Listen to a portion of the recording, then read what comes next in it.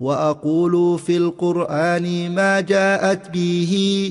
آياته فهو الكريم المنزال. وأقول قال الله جل جلاله والمصطفى الهادي ولا أتأول.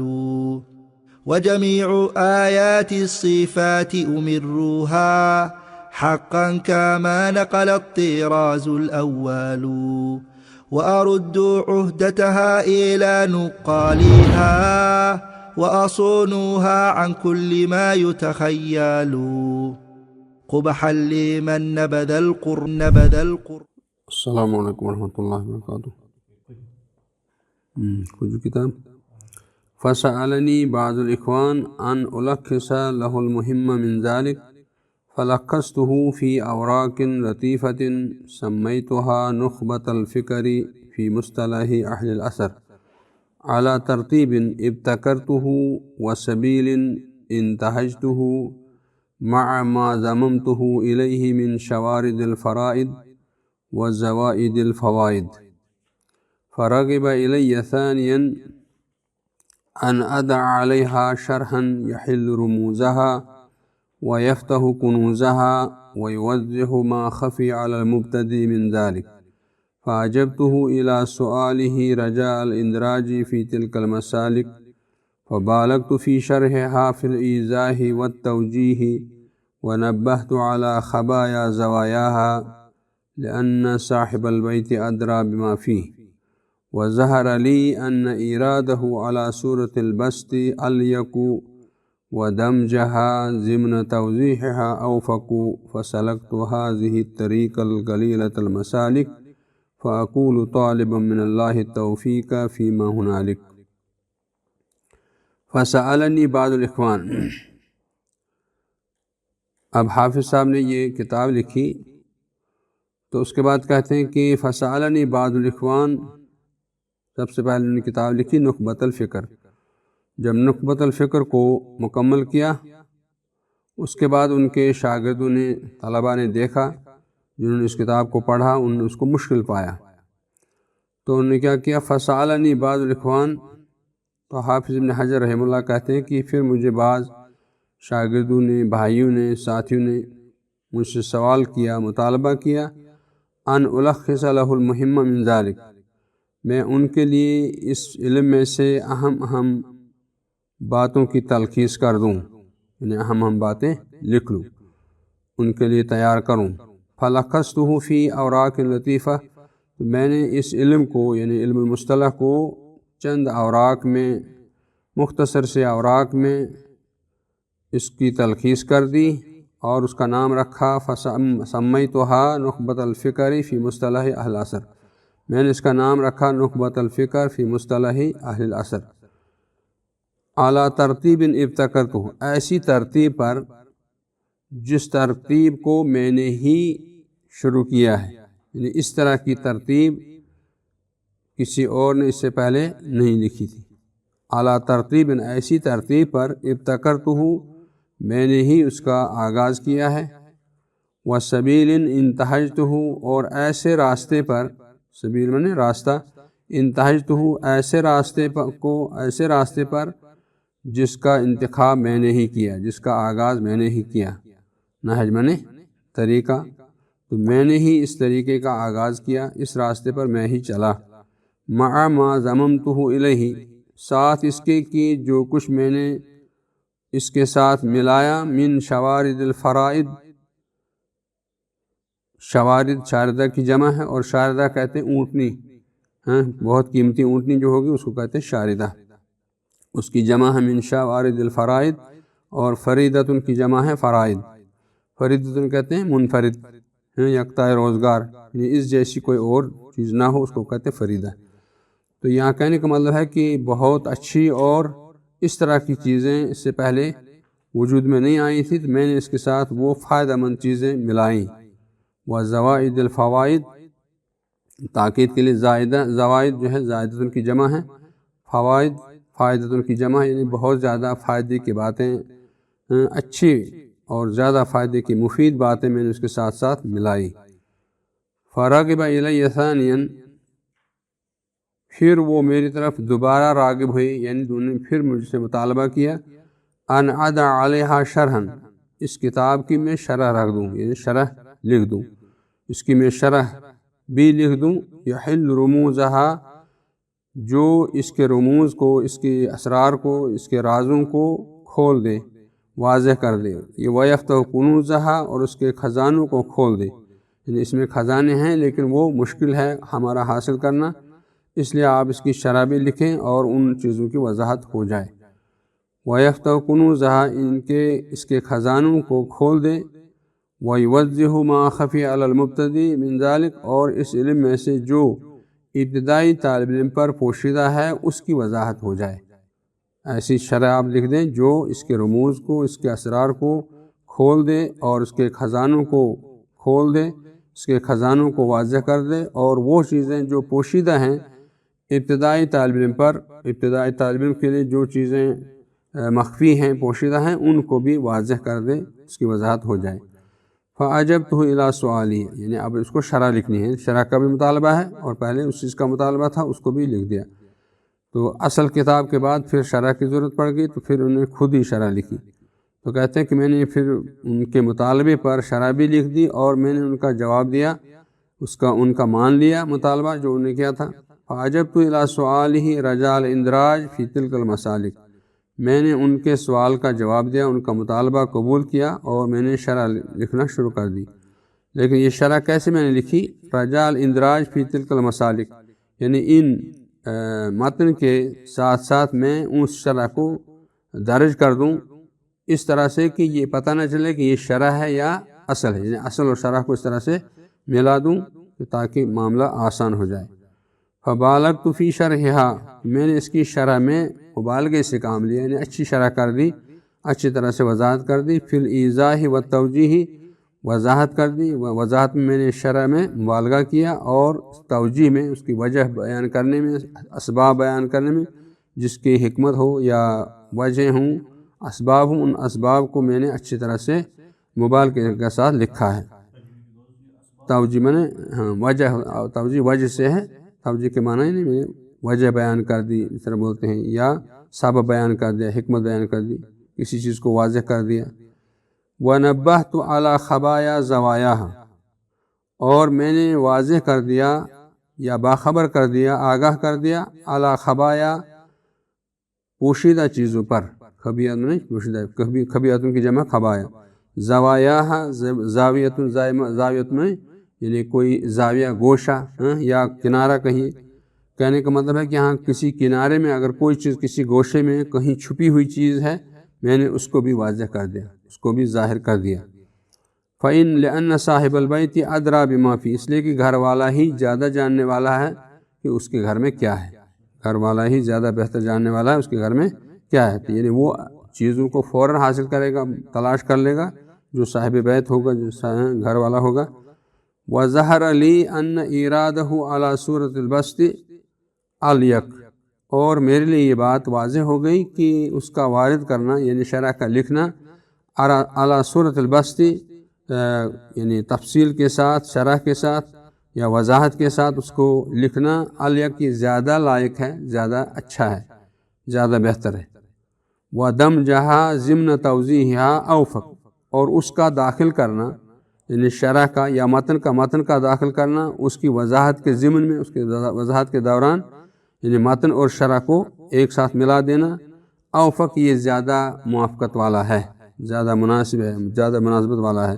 یعنی شرح اور متن جو ہے یہ اس طرح سے ملا دیں گے کہ پتہ نہ چلے کہ یہ متن کیا ہے اور شرح کیا ہے، اس طرح سے تاکہ طالب علم کو سمجھنے میں آسانی ہو جائے۔ فَسَلَكْتُ هَذِهِ الطَّرِيقَ الْقَلِيلَةَ الْمَسَالِكَ، تو میں ایسا راستہ اختیار کیا، میں اس راستے پر چلا جو جس راستے پر کم ہی لوگ چلتے ہیں، اس طرح کی وضاحتیں کم لوگ کرتے ہیں کہ جس میں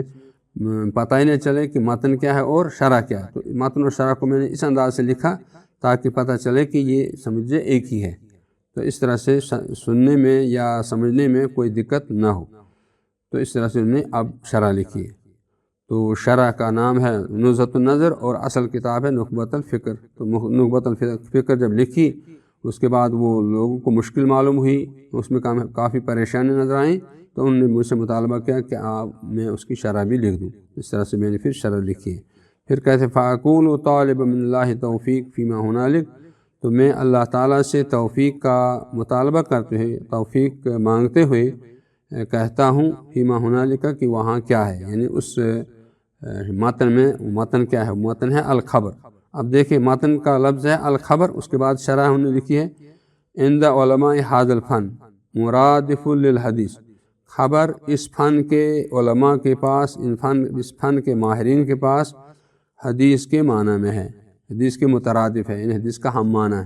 اس کا مطلب ہے خبر اور حدیث دونوں کا معنی ایک ہی ہے اس فن کے علماء کے پاس، اس فن کے ماہرین کے پاس،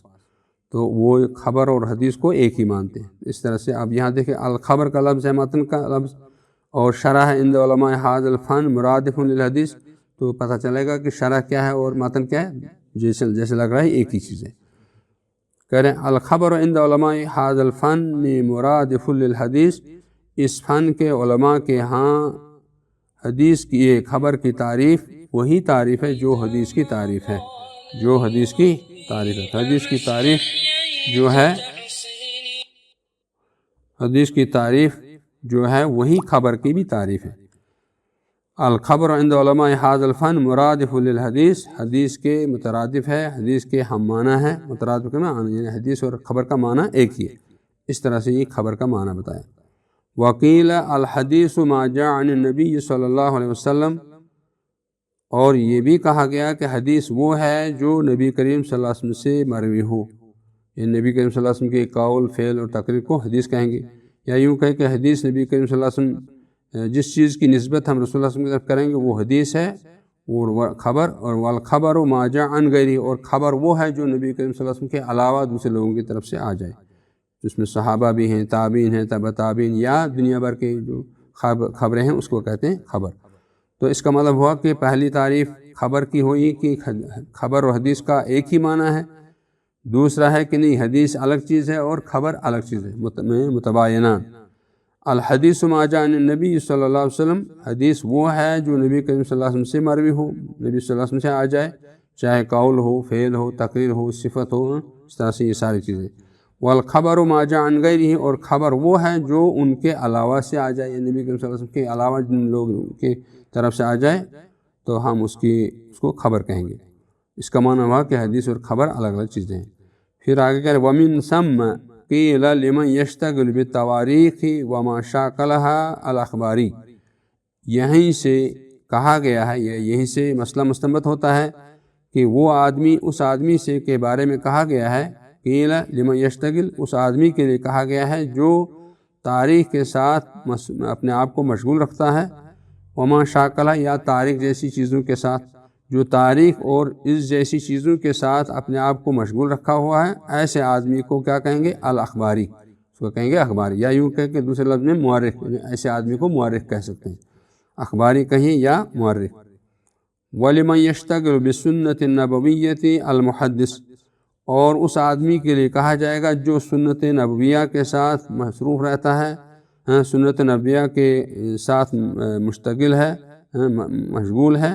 اسی کے ساتھ وہ کام کر رہا ہے، ان کو جمع کر رہا ہے، لکھ رہا ہے، تو ایسے آدمی کو کیا کہیں گے؟ ایسے آدمی کو محدث کہیں گے۔ جو خبروں کے ساتھ منسلک رہے گا اس کو کہیں گے اخباری یا مورخ، اور اس کو کہیں گے محدث۔ تو یہ ہو گیا اس اعتبار سے کہ خبر اور حدیث دونوں میں الگ الگ، یہ دونوں چیزیں الگ الگ ہیں، اس میں خبر میں فرق ہے۔ اور پھر تیسرا ہے وقیل بینہما عموم و خصوص مطلق، تیسری تعریف خبر کی تعریف میں بتا رہے ہیں، خبر کی ایک تعریف یہ ہے، دوسری تعریف یہ ہے، دوسری تعریف یہ ہے، یعنی ایک علماء کا ایک طبقہ کہتا ہے خبر یہ ہے، دوسرا علماء کا طبقہ کہتا ہے یہ ہے، پھر تیسرا یہ کہتا ہے، اس طرح سے تین تعریفیں نے خبر کی بتائی۔ وقیل، اور یہ بھی کہا گیا بینہما عموم و خصوص مطلق، ان کے درمیان عموم خصوص مطلق کی نسبت ہے۔ یہ منطقی ٹرم ہے، منطق میں یہ سب چیزیں کام آتی ہیں۔ عموم خصوص یعنی یہ ایک اعتبار سے عام ہے اور دوسرا خاص، تو اس طرح سے فَكُلُّ حَدِيثٍ خبر، تو اس اعتبار سے جب ہم کہیں گے بینہما عموم خصوص مطلق کی نسبت ہے تو ایسی صورت میں کہیں گے کہ ہر حدیث خبر ہو سکتی ہے من غیر عکس، اور ہر خبر حدیث نہیں ہوتی، اس کا مطلب یہ ہوا کہ اس تیسرے اعتبار سے حدیث وہ ہے جو نبی کریم صلی اللہ علیہ وسلم سے مروی ہو، اور خبر وہ ہے جو نبی کریم صلی اللہ علیہ وسلم سے بھی مروی ہو اور اس کے علاوہ سے بھی مروی ہو، یعنی خبر شامل ہے اور حدیث کی نسبت سے رسول اللہ صلی اللہ علیہ وسلم کی طرف۔ تو اس اعتبار سے ہر حدیث کو ہم خبر کہہ سکتے ہیں، اس لیے کہ خبر میں نبی کریم صلی اللہ علیہ وسلم کا فرمان شامل ہے، ان کے افعال، اقوال، احوال جو ہے وہ سب شامل ہیں۔ تو اس اعتبار سے ہم ہر حدیث کو خبر کہہ سکتے ہیں، لیکن ہر خبر کو حدیث نہیں کہہ سکتے۔ تو کہتے ہیں فَكُلُّ حَدِيثٍ خَبَرٌ، پس ہر حدیث تو خبر ہے لیکن ہر خبر حدیث نہیں ہے، اس لیے کہ خبر صحابی، تابعی، تبع تابعی، محدث، مفسر یا جو بھی لوگ ہیں دنیا بھر کے لوگ، قیامت تک آنے والے لوگ، ان سب کی طرف جس چیز کی نسبت کی جائے گی وہ سب خبر ہے نبی صلی اللہ علیہ وسلم کے ساتھ۔ تو اس لیے جو ہے ہر حدیث خبر ہو سکتی ہے لیکن ہر خبر حدیث نہیں ہو سکتی، من غیر عکس، اس کی برعکس نہیں۔ وَعَبَّرْتُ هُنَا بِالْخَبَرِ لِيَكُونَ أَشْمَلَ، کہتے ہیں یہاں میں نے جو خبر سے اس کی تعبیر کی ہے، تعبیر میں نے خبر سے کہ میں نے بتایا نا خبر، تو یہ میں نے اس لیے کہا کہ لیکون اشمل، تاکہ یہ شامل رہے، یعنی خبر چونکہ عام ہے، شامل ہے، اس میں حدیث رسول بھی ہے اور اس کے علاوہ دوسری چیزیں بھی ہیں، اس لیے میں نے یہاں پر خبر کا لفظ ہی استعمال کیا ہے، تو اس کی وجہ بتا رہے ہیں۔ کہتے ہیں فَهُوَ بِاعْتِبَارِ وصول الینا، پس وہ خبر ہم تک پہنچنے کے اعتبار سے، ہم تک اب وہ خبر پہنچ گئی ہے، اب اس کے اعتبار سے ہم کہتے ہیں خبر کی جو ہے دوسرے انداز سے قسمیں ہوں گی۔ تو پھر کہتے ہیں اما ان یکون لہ طرق، یا تو اس کی کافی سندیں ہوں گی،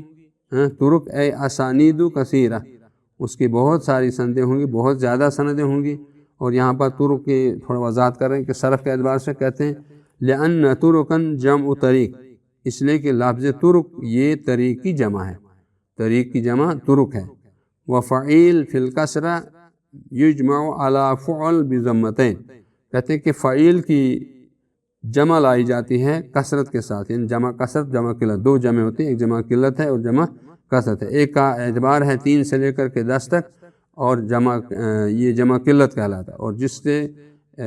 3 سے لے کر کے اس سے آگے تک مالا نہایت، جس کی کوئی انتہا نہیں ہے، جس کی کوئی حد بندی نہیں ہے، اس کو کہتے ہیں جمع کثرت۔ لیکن جس کی حد بندی ہوگی کہ زیادہ سے زیادہ جو ہے اہل لغت کسی لفظ کو استعمال کرتے ہیں اور اس لفظ کا استعمال 3 سے لے کر کے 10 تک ہوتا ہے، تو اس کو کہتے ہیں جمع قلت۔ تو یہاں پر فعیل کی جمع جو لاتے ہیں فعول کی جمع پر، فعول کے وزن پر، تو یہ جمع ہے، اس کو کہتے ہیں جمع کثرت۔ وفعیل فی الکسرہ، یعنی فعیل کی جمع کثرت یجمع علی فعل، فعل کے وزن پر لائی جاتی ہے۔ طرق ہے نا، تا پر پیش ہے، را پر پیش ہے، فعل کے وزن پر ہے، تو اس کی جمع کثرت، اس کا مطلب ہے کہ یہ 3 سے تو شروع ہوگا لیکن آخری ہاتھ کچھ نہیں، تو کہتے ہیں کہ اس کی جمع جو ہے جمع کثرت، تو فعل ہے بضمتین، یعنی فا کے ضمے کے ساتھ بھی اور عین کے ضمے کے ساتھ بھی، یہ جمع کثرت ہے۔ اس کا مطلب یہ ہوا کہ بہت سندیں ہوں گی، جو بہت زیادہ سندیں ہوں گی، تو اس اعتبار سے ہم تک خبر پہنچے گی۔ یا یہ ہے کہ پھر وہ تعداد ہوگی جو تعداد شمار میں آنے لگے گی، جس کا ہم شمار کر سکتے ہیں، اس کا اعداد و شمار آ جائے گا۔ تو اس اعتبار سے کہہ رہے ہیں کہ اس اعتبار سے ہم تک جو خبر پہنچ رہی ہے سند کے اعتبار سے، طرق کے اعتبار سے، وہ 2 طرح کی ہوں گی۔ تو پھر کہہ رہے ہیں کہ اس میں ایک تو یہ ہوگا کہ اسانید کثیرہ، یعنی بہت زیادہ سندیں ہوں گی، اس لیے کہ طرق طریق کی جمع ہے اور جمع کثرت جو ہے وہ فعول کے وزن پر آتی ہے۔ وفی القلت علی افعلہ، اور جمع قلت آتی ہے اس کی افعلہ، یعنی فعیل کی جب ہم جمع قلت لائیں گے، جمع قلت ہے علی افعلہ، افعلہ کے وزن پر۔ والمراد بالطرق الاسانید، اور یہاں پر طرق سے مراد ہے سندیں، سندیں تو کیسی سندیں؟ بہت زیادہ سندیں۔ والاسناد حکایت طریق المتن، اور سند کہتے ہیں متن کے طریق کو بیان کرنا اسناد کہلاتا ہے۔ والمتن هو غایت ما ينتهي الیہ الاسناد من الکلام، تو یہ اور متن وہاں سے شروع ہوتا ہے جہاں پر سند ختم ہو جاتی ہے، سند جہاں پر ختم ہو گئی وہاں سے متن شروع ہو جاتا ہے۔ وَتِلْكَ الْكَثْرَةُ أَحَدُ شُرُوطِ التَّوَاتُرِ، اور یہ کثرت یعنی بہت زیادہ سندوں کے ذریعے سے ہم تک حدیث کا پہنچنا، یہ تواتر کی شرطوں میں سے ایک شرط ہے۔ تواتر کی شرطوں میں سے ایک شرط ہے کہ بہت بڑی جماعت، بہت بڑی تعداد حدیث کو روایت کرنے والی ہو اور ہر طبقے میں ہو، ہر طبقے میں بہت بڑی جماعت جس کا شمار کرنا مشکل ہے، جس کا شمار نہیں کیا جا سکتا، اتنی زیادہ سندوں کے ساتھ آ جائے تو یہ متواتر کی شرط میں سے ایک شرط ہے، تو اس اعتبار سے ہم تک حدیث پہنچتی ہے، یہ ایک طریقہ ہے۔ دوسرا یہ ہے کہ اس میں جو ہے روات کی تعداد متعین، تو کہتے ہیں کہ وَتِلْكَ الْكَثْرَةُ أَحَدُ شُرُوطِ التَّوَاتُرِ، یہ کثرت یعنی اتنی زیادہ کثرت کے ساتھ حدیث کا روایت کرنا یہ متواتر کی شرطوں میں سے ایک شرط ہے۔ اذا وردت، جب وہ وارد ہو جائے، بلا شرط بلا حصر عدد معین، جب وہ بغیر حصر کے یعنی اس کا حصار نہیں کیا جائے گا، اس کا شمار نہیں کیا جائے گا، اس کو تعداد میں نہیں لایا جا سکتا ہے، عدد معین عدد کے ساتھ، متعین عدد کے ساتھ، محدود عدد کے ساتھ جو ہے اس کو نہیں لایا جائے گا، اس کو کہتے ہیں تواتر۔ وہ کثرت کے ساتھ جب آ جائے گی تو یہ